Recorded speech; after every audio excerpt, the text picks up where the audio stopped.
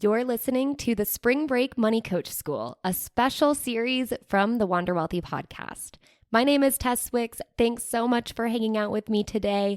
I am so excited to welcome you to the Spring Break Money Coach School. This is a series of 13 episodes, which have been the most listened to and highly valued episodes from the Wander Wealthy podcast over the last 2 years. I have taken the time to make sure to put these episodes in a specific order for anyone who is either looking to refresh yourself on what's important about building a life-changing money coaching program, selling, marketing, and getting your money coaching business off of the ground and booked out, or for those who are brand new to the show and looking for some guidance. These are the episodes to listen to, and I would highly recommend, if you are not at the very first Spring Break Money Coach School episode in the series, scroll back on your podcast player and go start with the one that is sharing my story. That is the first one to tune into so you can see how it all goes down, what I'm all about, and what I bring as a money coach to this space. Now, while you're listening, just a little announcement. I am going on maternity leave in the fall of 2022, which means the Wealthy Coach Blueprint is not open for enrollment. So even if you hear me announce that in one of these episodes, I just want to let you know that we are not open for enrollment, but what you can do is get on the wait list for 2023 enrollment periods. In the meantime, I would definitely suggest for you to check out the pricing formula, which you can find at wanderwealthy.com/pricing. If you're struggling with pricing your services and not really sure what a package would look like and how you would price a coaching package, that is the guidebook, calculator, and little mini trainings that you need to get that all sorted out. Another way that we can quote unquote work together with a wink is by you getting access to the Client Attraction Content Matrix. This is a quick mini course that's going to teach you my secret sauce to creating content that converts. Whether you want to create TikToks or Instagram Reels, stories, posts, videos, even for YouTube or podcast episodes, even blog posts, this matrix is going to change your business. Because when it comes to creating content, you need to make sure that you're creating content that speaks to your audience and then gets them to turn into paying clients. So you can get access to that by heading to wanderwealthy.com/content. And if you want a very special deal, get your hands on the pricing formula first, and you might just get a very special discount to the matrix, as well as a special treat in between that teaches you all about my simple sales strategy. So wanderwealthy.com/pricing to get your hands on the formula, and wanderwealthy.com/content if you're just interested in the content matrix. And those are some ways that we can continue to work together over the next handful of months. Thanks again for tuning in to the Spring Break Money Coach School. Now, without further ado, let's get into this week's episode for this amazing series. Hey, welcome back to another episode of the Wander Wealthy podcast. My name is Tess. I am the host of this show, founder of Wander Wealthy, and business coach for all the money coaches, financial coaches, and wealth coaches of the world. And today is our 200th episode. Can you believe it? I certainly cannot. It has been such a special journey working on this podcast, starting out really all in the personal finance space. I remember feeling so nervous when I first started. I remember feeling unqualified to interview people. And the reason I interviewed people was because I felt unqualified to talk about personal finance, just me. I mean, there's so much growth through this podcast. If you go back and actually listen to some of those early episodes, I took a break for a while. I was going through my own journey of figuring out who I was as a business owner, and here we are. So let that be a lesson to you to see that, you might start something, and even if you're not 100% certain that this is the path you're going to be on for forever, don't let that stop you from starting, because you can absolutely pivot. You can change your mind. You can choose to do something different, and People will still be around. You'll find your audience, or the audience will shift with you, and it's a beautiful, beautiful journey. So in honor of the 200th episode and us wrapping up officially, because when this goes live, it's New Year's Eve of 2020, a year I think we're more than happy to leave behind. And so I wanted to share 20 major lessons that I've learned, and hopefully they're lessons that I can pass along to you if you haven't experienced them or learned them quite yet. And these are ultimately from the 4 years of doing this podcast and for me building my financial coaching business. First, it was really just financial education, and then it turned into financial coaching. And now it's a little bit of both financial coaching, but even more so, obviously, with the podcast episodes, business coaching for financial coaching business. So we are going to just rattle through these. I hope we can make this a quick and dirty episode so you can get on with your day, enjoy the New Year's Eve and New Year's Day whenever you end up listening to this. I mean, maybe you'll be listening to this in like 2024 in the middle of July, and that's great too. Hope life is fabulous for you. But we're just going to kind of rattle through some of these lessons. So before we dive into the 20 lessons, let me just share with you the sponsor of this week's episode, and that is the Online Coaches Pricing Workbook. It's a workbook I developed for you if you are an online coach or you're thinking about jumping into the online space and coaching or really offering your services to anyone. And what we do is we help you price your services. Pricing was one of the big things that kept me held back for a long time. I definitely way undercharged when I first started, and having had something like this would have just changed the game for me. I remember just crunching numbers all the time and then still not knowing if it was really a good price point or not. And I think what a lot of people end up doing is just throwing the price at the wall like spaghetti and seeing if it sticks. Otherwise, we, look to our right and look to our left at our competition and see what they're charging. And then we think, okay, we'll just charge that. The truth is, you can't do that. That's a big mistake. We talk about some of the mistakes in the workbook, but that is one big one. You have to price based off your own numbers, based off your own goals, based off of your business. And that is what the workbook is for. So you can grab the workbook for $27 by going to wanderwealthy.com/podcast. You can get the workbook for free if you would like by leaving this podcast a rating and a review. And you would do that on iTunes in the Apple, I don't even know what it's called anymore, Apple iTunes store. Search for Wander Wealthy Podcast and then go through that process. Or if you're listening to this episode on the Apple Podcasts app, then you can certainly leave a rating and review through the app. Also, make sure you're subscribed to the show so you can always have a fresh new episode every Thursday. But if you leave a rating and a review, take a screenshot and then email it to me, tess@wanderwealthy.com. Once I receive it, confirm that the review has been posted, which it can take a couple days. So just be patient with that. It's Apple Podcasts deal, not mine. But once I confirm that, then I will send you your free workbook. Otherwise, if you don't want to go through the trouble, which you should go through the trouble. I mean, it's great to get things for free, but also leaving a rating and a review for this podcast really helps us. It helps more money coaches find the resources that they need to build their own businesses so that we can all be impacting more lives. So that's what the rating and review really does for the show. So we would appreciate you doing it no matter what. But you can also purchase the workbook at wanderwealthy.com/workbook. All right, let's dive in to lesson number 1. And I should mention, these aren't in any particular order. They're just literally, I sat down and I was like, what are some of the biggest lessons I've learned over the last 4 years? So we're just going to dive into them, but I don't have any technical structure other than I've just numbered them, okay? So lesson number 1 is done is better than perfect.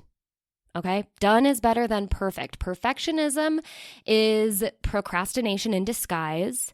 And the truth is, people they don't know if you could have done something better, right? And people are not as detail oriented or focused so much, or even if they do notice something that is a little out of whack or a little different or maybe a little mistake, it's not such a big deal that they're going to be like, give me my money back, or she doesn't know what she's talking about, right?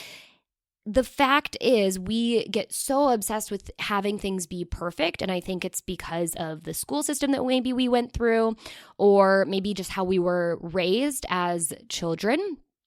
And in this online business game, you just gotta ship. You gotta ship your creation. You can't worry about having it be perfect. Just ship your creation and then know that you can improve upon it the next go around, okay? So progress is always going to be better than perfection. Done is better than perfect. Number 2, this one kind of, it's a good roll off of number 1. People aren't paying that close of attention, okay? So do the thing that you're worried about and don't feel the need to explain yourself. This one comes from my experience, especially when I was really thinking about pivoting, and I was so worried that I would have to come out and make a big announcement about a pivot. And sure, I did sometimes, but it would take me a long time to even think through making that decision.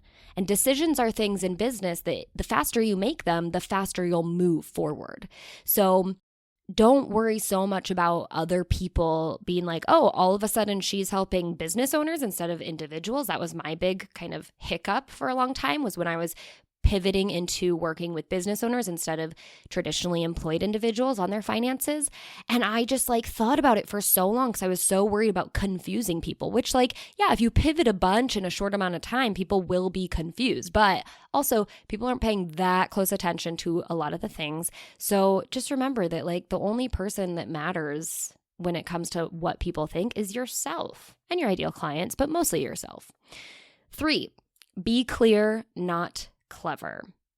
If it feels like a stretch, it's a stretch. If you have to explain it, it's a stretch. So even though you might like alliteration, or you want things to sound really cool, or you want to have a really unique story behind your name or something, if you have to explain it, it's a stretch. Focus on being clear, because first impressions are everything, right? And if you can't capture someone's attention within 7 seconds, they're gone. So be clear instead of clever, so that you're not having to further explain yourself. Number 4, you can decide to just show up on one platform and neglect all of the others and still end up with a 6-figure business. I think that I am finally proof of that. And I say finally because for a long time I was trying to show up on every single platform and do all the things, and that made me have to do more work. And so my energy and my focus was so split that I wasn't focusing in the one place where a majority of my clients were hanging out to convert them into paying clients. Or the one place my ideal clients were hanging out. They weren't clients yet, but focus on one platform. It's totally okay. You do not have to be everywhere, no matter what all those other marketers say. You can just pick one, neglect all the others, and still end up just fine. Number 5, speaking of 6-figure business, I think this is super important. Let's normalize building a 5-figure business, or even let's normalize side hustling instead of worrying about going full time. Let's celebrate hitting a 1K month milestone. That's freaking amazing. It's freaking amazing to make $100 for the first time. Let's normalize these wins. I was going to say small wins, but they're not even small. They're huge. And it's okay to celebrate that. And I know that, the bar is constantly being raised, especially when you look at what the marketers are talking about. Now it's constantly your 10K month, your 20K month, your 6-figure year, your everything. But the truth is, you can live a great life, have an amazing business. If you could make a 5-figure, let's say $50,000 in your business, working 20 hours a week, that's the equivalent of someone working 40 hours for $100,000, right? So technically you have a 6-figure business then, right? From a scalability standpoint. But the truth is, you can choose not to work more, and you can also choose that you don't need more money. Now, on one hand, I don't want to cap your abundance, because you are more than capable of bringing in as much money as you want.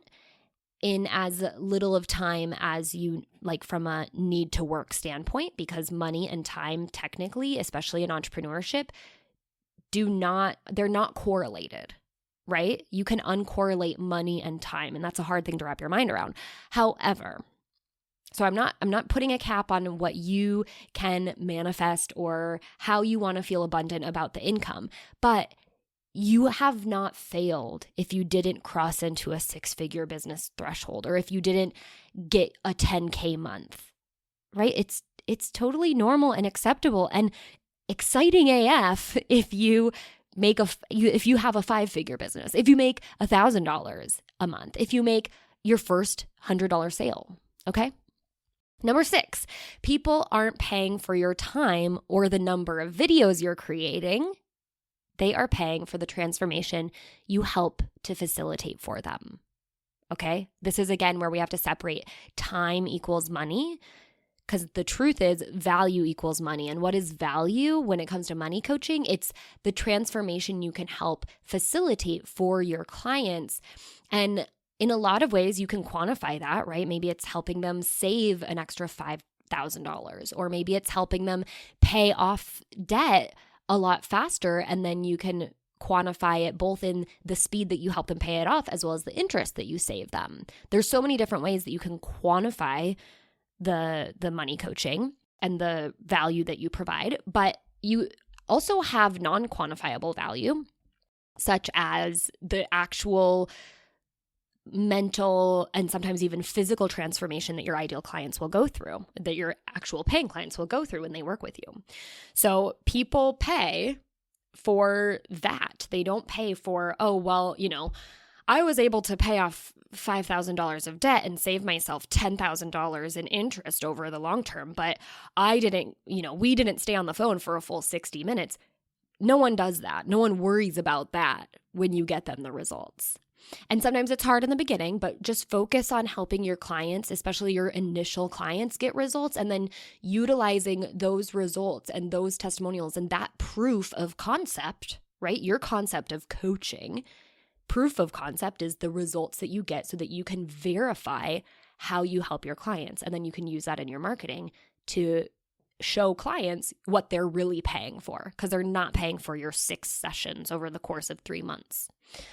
Number 7, if it sounds too simple, it's probably the most effective way to go, and you're just trying to overcomplicate it.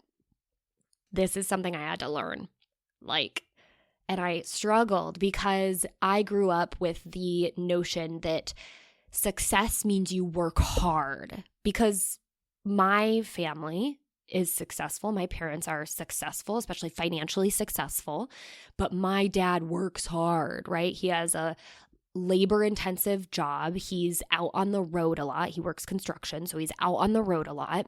He is overnight in a lot of places. He, will work and be really stressed out. And I would see that and I would go, okay, well, he's financially well off, so that must mean you just have to work really hard in order to feel and be successful. The truth is, that's not how it works. And especially when you come into service-based and online service-based business, there are things that are and can be simple that allow you to still be successful. And that's a whole nother story. We can redefine what success means, because for me, for a long time, it was more money means success. But now I realize it's more of how I want to live my dang life is success for me. So if it sounds too simple, it's probably the most effective way to go, and you're just trying to overcomplicate it. So be willing to try it out. Even if you're like, is this too good to be true? Be willing to try it out, especially if a mentor is saying, no, you can do just this and it's going to be okay. Number 8, the riches are in the niches or niches. You guys hear me talk about niching all the time and how important it is to building your business, your successful business. Speaking of success, niching will set you free. It's another boundary. Remember how last week we talked about boundaries? Niching is another boundary. Who are you willing to work with and who are you not? And you get to set that boundary so that you even if, yes, okay, you could choose to work with these other people who fall outside of your niche and make money. And sometimes you'll do that, especially early on, because you'll be like, I just need to make money.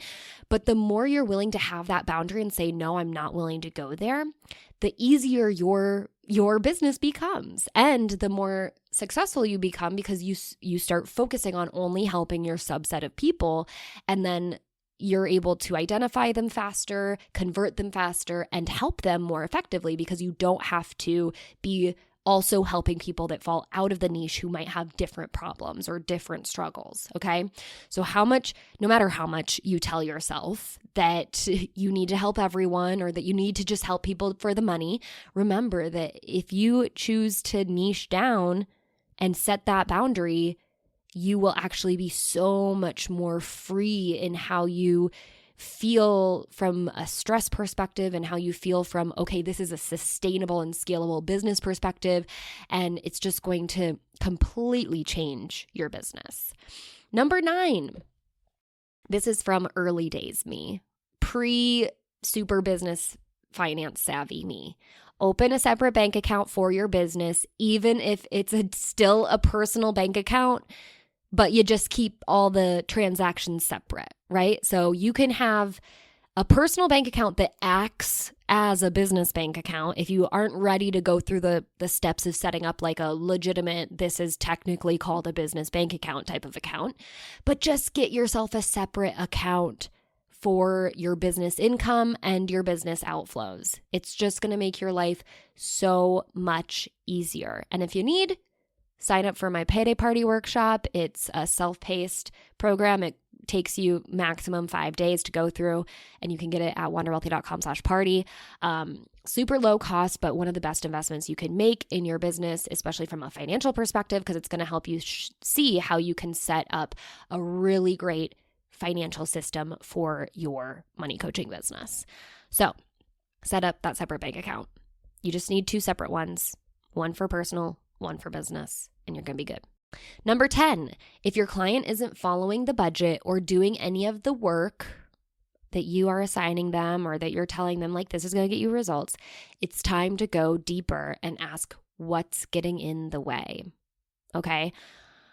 It's probably no longer a money problem at this point, and it's more so a behavioral problem. And that can be hard for the money coach who is much more aligned with like systems and is very numbers focused, because the way that you see money is very black and white then a lot of times.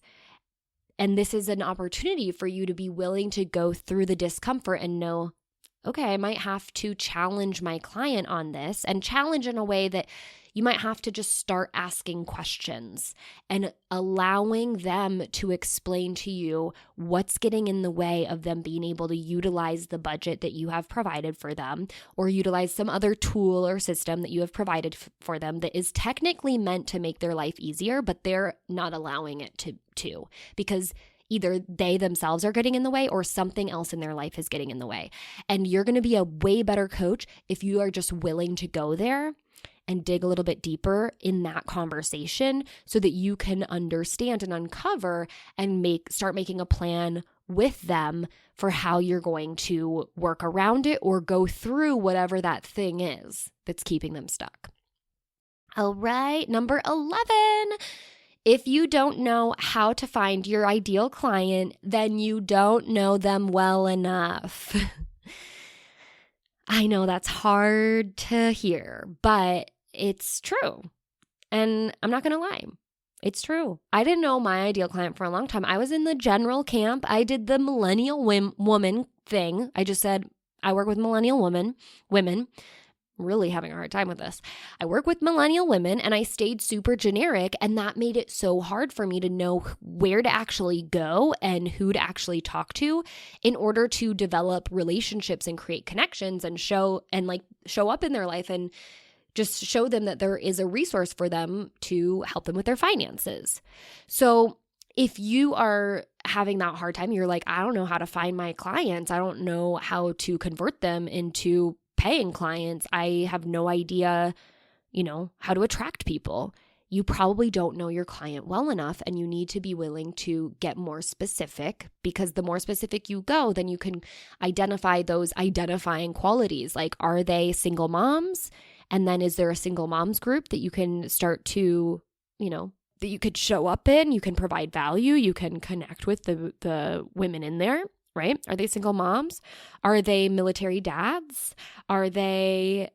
There's so many different ways that we can go with this, but the more specific you can get with your client, here we go, riches are in the niches, the more specific you're willing to get, the easier it is to actually go out and find them. So if it's I don't know how to find my ideal client, then you probably don't know them well enough. So get on every social media platform, find the groups that they're hanging out in, find the hashtags that they use and they follow, and then ask them for an interview so you can further ask them, where do you hang out? Who do you follow? What hashtags are you interested in or do you use on a regular basis? Like, how can I make sure to be able to identify you and find you around these interwebs? Okay, we're moving on to number 12. It's better to make one big investment into a coach who has done what you want to do, built the business that you wish to have, than to make lots of small, scattered, individual investments that are really meant to like patch like the one small current pain point that you currently have. And ultimately, these small individual investments add up to probably be about the same as that big investment. Okay, so I share this because it's a lesson that I had to learn. For a long time, I thought, oh, well, the social media expert, the person who's going to teach me Instagram, they have the secret to help me build my thriving financial coaching business. Or, oh, this person who can teach me about how to systematize my business, that's going to solve all my problems. And these were like $100 purchases, $300 purchases. And eventually, this would all add up. Like, I tried to learn about Pinterest, and then I tried to learn about YouTube, and then I tried to learn about email marketing, and then how to create the best freebie. And I made all these small purchases that ultimately added up to thousands of dollars. And then finally I was like, well, I realized I hadn't gotten where I wanted to get from all of these small investments, because I think a big issue is I was, chasing the shiny object syndrome, right? But I also was learning from different experts who all ran their businesses so differently. And so they would teach me one thing from their business, like one hot trick for $100 or for $300. And I would learn that, but then I didn't really actually understand how it fit into the bigger picture and what I was truly wanting to build. And so finally, I started investing in coaches and high ticket coaches and coaches who had businesses that, I wanted to build and emulate. And although I didn't have a coach who had already built a financial coaching business, because there's not a lot of people, I'm one of the very few who actually teaches this, I still was able to, make my way a lot better and make a lot faster progress finally than, again, trying to just like patch all these small holes. All those small, like really easy grab purchases that you think are going to cure the problem, they never have that magic bullet, because that's what they're built for. They're built to like patch one hole, but then like if you have a leaky boat and you have a couple of holes, you just need to build a new boat, a better boat, instead of like a new hole pops open and then you go buy something to patch that. Maybe it's better to just like get it down to the nuts and bolts and get some new wood and build it back up and get that strong foundation, like we do in the Wealthy Coach Blueprint, if you know what I mean. Okay, sorry for the plug. Number 13, you can't edit a blank page. All right, there's a lot of fear around putting your message out there. And I know there's a lot of fear around what other people will think. And especially now, because there is a lot of tone policing and canceling happening right now on the interwebs. It's a sensitive time. And yes, you should be sensitive about how you say things and what you're saying, but you also have to remember that your intentions are what's important. Anyone can read anything and misconstrue it, and you have no control over that. So you can't let that control whether you put yourself out there or not, right? You know your intentions. You can come out with that And it might be a little bit scary, but just do it, putting yourself out there. And then remember that it's better to stand corrected than to never stand at all. So whatever it is that you want to say, be it about something that you're truly passionate about or that you truly want to stand up for, or if it's something with your business, right? Like, be willing to take that first step. Be willing to write that first draft and get that out there so then you can edit it from there. Okay? Stop editing yourself before you even start. Number 14, what others think of you has nothing to do with you and instead is most likely their projection of how they would feel, be, act, or think if they were you. So this one, again, goes to that fear around what are people going to think if I put myself out there as a money coach, right? I had these same fears. You're not alone. I had these same fears about my peers who I went to school with and what they would think because I was supposed to pursue this path. And, they knew me for that. And they didn't really know me as like a public persona or someone who loved to talk about money just like on the internet. So I was so worried about what that looked like. I was so concerned about what people from my hometown would think because I did grow up in privilege and I had opportunity that was granted to me because of what I was born into. And I was so afraid of what people would, think about me or that they would just be judging me and talking to other people about it and be like, who does she think she is? She didn't struggle. And that really, really that controlled me for a long time. And then I remembered that, a lot of times people aren't thinking about you because they're thinking about themselves. And then anyone who is going to talk about you and judge you for what it is you're doing and maybe even voice their opinion to you. And if it's not something where they're super excited for you and they're encouraging and they see how courageous it is for you to be like stepping up and saying what you're doing for others and how you're coming to help and that you're building a business around this mission, if they're not applauding you, encouraging you, cheering you on, offering to help, and instead they're criticizing you, that criticism, that's not about you.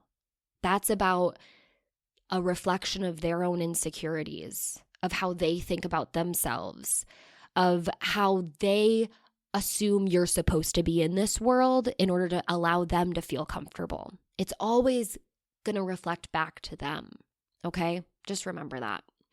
Number 15, taxes are actually fun to pay as long as you're setting aside 15 to 20% of every dollar you make so you can actually pay them. But when you get to a point where you're like, oh my gosh, I owe taxes for my business, like that's good news. And I want you to remember that.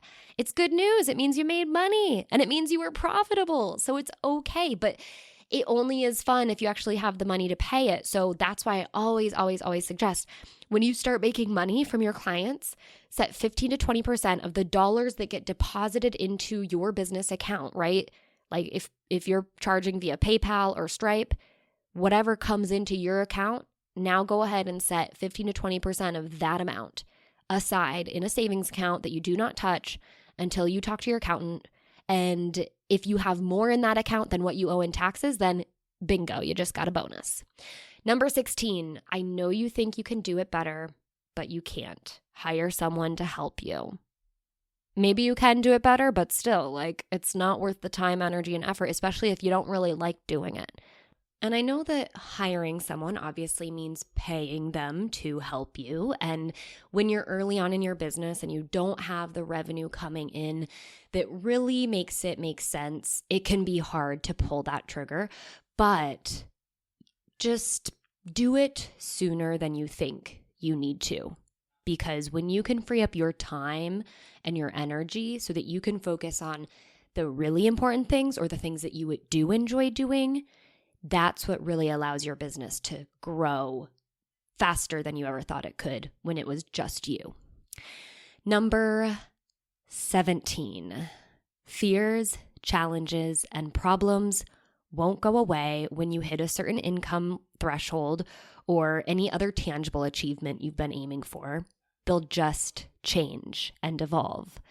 So your best bet is just to expect them to come about, to expect them to happen so that you know how to manage, so that you know that your job is to work your way through those challenges, that level of discomfort, and so that you're not so shocked every single time, or so that you're not telling yourself like it's supposed to get easier, it's supposed to get easier. Certain things will get easier, but new things will come about because you'll just have new problems and challenges to face.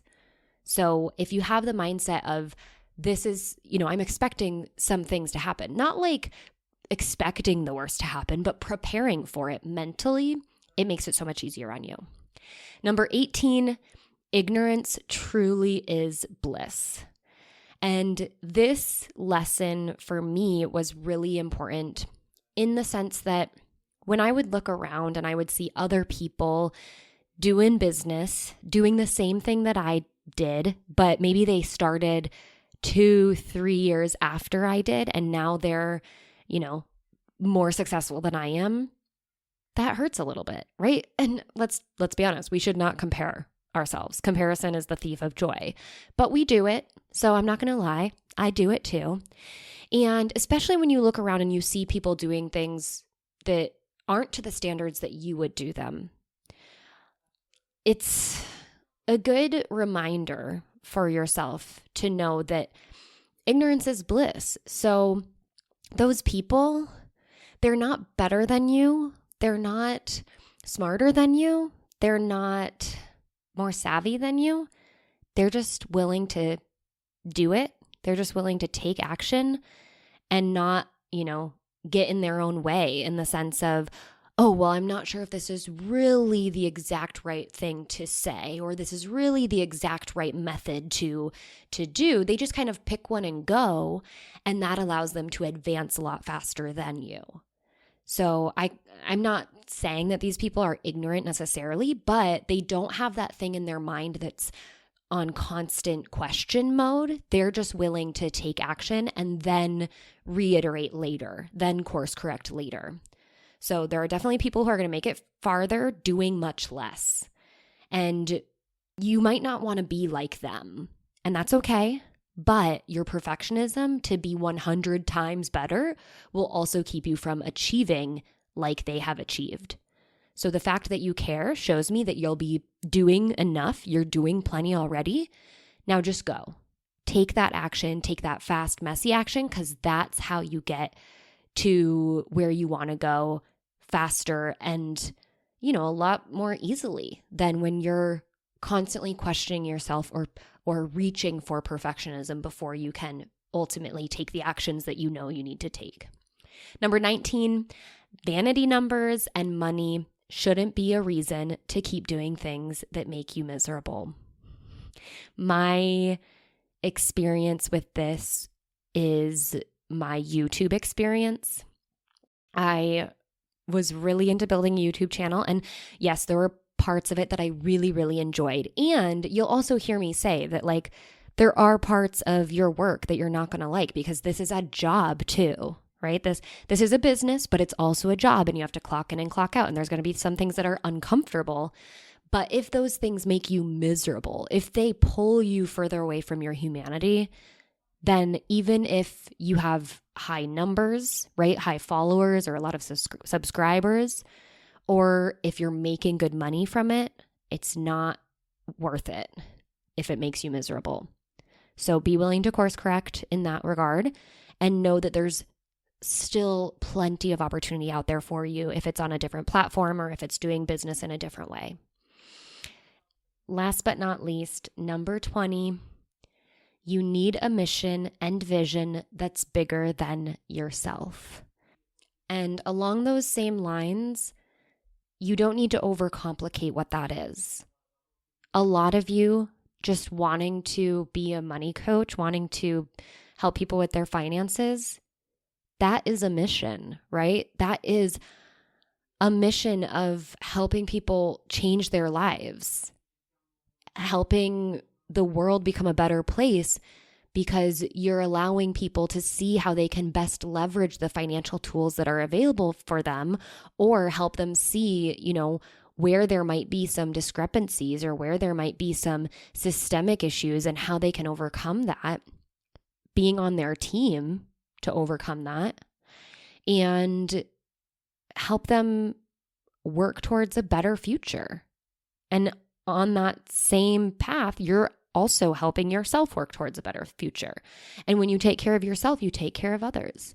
And that is enough of a mission. I think sometimes we can get really wrapped up in thinking, well, I'm not doing enough, or I'm not impacting enough people, or I don't have enough people following me for me to really feel like this is a big vision or a mission. But the work that you're doing, whether you have 10 followers or 10,000, imagine yourself standing in a room with that number of people and them listening to what you have to say. That is powerful. And the work that you do to help people with their money, I mean, I always say this, we need more money coaches. We need more people who can help others, because there is a vast majority of our population that we live amongst today who don't feel financially secure, who don't feel financially confident, who certainly aren't financially literate. And it's now our job, unfortunately, like we'd love it to be earlier, but there's a lot of other things that need to be in place for even personal financial education at an earlier age to really stick, to really have weight. And so it is our job, and this is a career that's built for us to really take this mission and vision and go with it.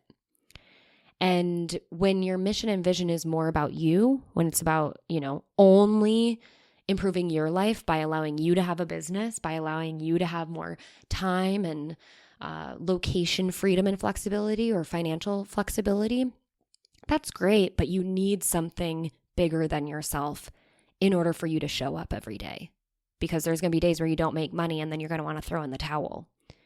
So know that you are doing big things. You are making an impact. Even if you're only working with one client right now, you're changing a life.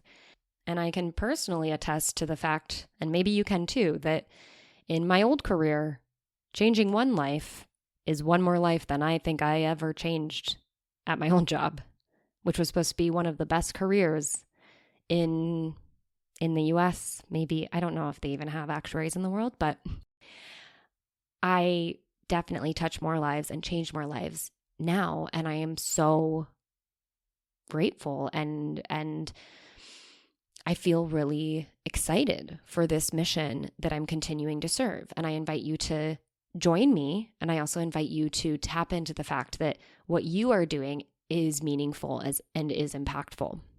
So those are the 20 major lessons that I learned over the past 4 years of growing this podcast and growing my business and growing myself as a human being.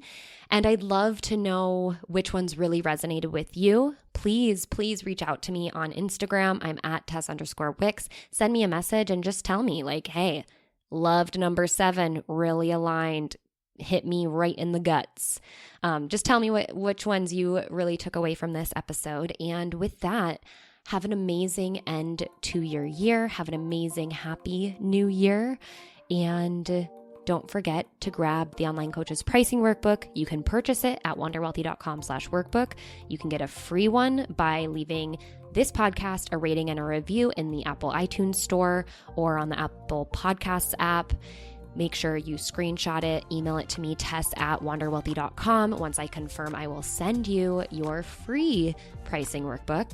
If you want to get to the show notes of this episode and see all of my lessons typed out, you can head to wanderwealthypodcast.com/podcast/episode 200. And that's a wrap on 2020. Until next year, I hope you wander wealthy.